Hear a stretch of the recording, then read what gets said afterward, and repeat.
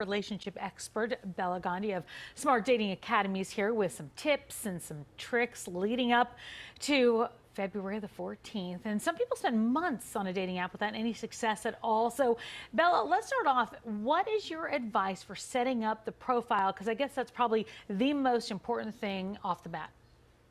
Yeah, I'd say to begin with, don't shoot the messenger, but 90% of your success with online dating sites and apps is going to come from having great photos. The best thing you can do is invest in a good set of photos that aren't cheesy glam shots. They have to look like you, but you want to have 6 great photos, headshots, and you got to have full body shots, or at least head to knees, because people want to see what you really look like. And then when you write the text in your profile, people will read it. The kind of people that you want to message you are going to read your profile.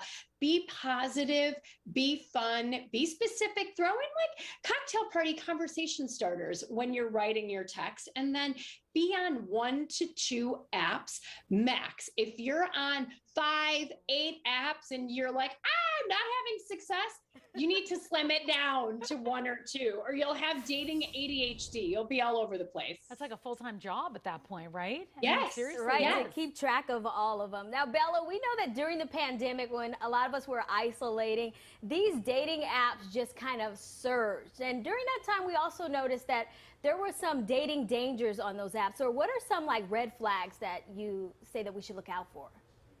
So here's one that people don't know about. When someone writes in their profile, I'm not looking for any drama, to me, I'm holding up the red flag, because that is the person that will cause you drama, ultimately. Okay, that's the person who's like, well, if I just disappear, don't have a reaction to that, okay, that's drama. No, that is absolutely a red flag. And anyone that falls in love with you too fast, our society is all about instant gratification, chemistry, butterflies. I want to fall in love right away, 3 dates, in, out. Anything that starts fast, ends fast. Fast and furious will flame out. And anybody, when you're on a date, and if this person is playing the victim, my ex is awful, my kids don't talk to me, my boss has it in for me, nobody likes me, you're playing the world's smallest violin. Anybody that's playing the victim, no, that is a red flag. Those are great red flags. I had not heard of some of those. I think they're really excellent, especially the Fast and Furious run. You're so right about that. So 4 steps to dating. I know you have 4 in particular. What are those? So COVID had, while it's horrific, some silver linings came from technology. So our 4 steps to a date: first, message back and forth on the apps, right? Make sure that this person sounds like they're someone savory, no red flags. Then step 2, take it to the phone. Have a 10-minute phone conversation with someone, because crazy cannot hide for more than 10 minutes. Okay, they cannot keep it in the closet for longer than that. Now, if they pass those 2 steps, take it to a video date. Don't rush out to meet someone yet. 30-minute, have a coffee, have a tea, have a glass of wine, do your thing, but video. That's where people become 3D from 2D, right? Now you can see how they speak, they move, you can see their background and what's back there.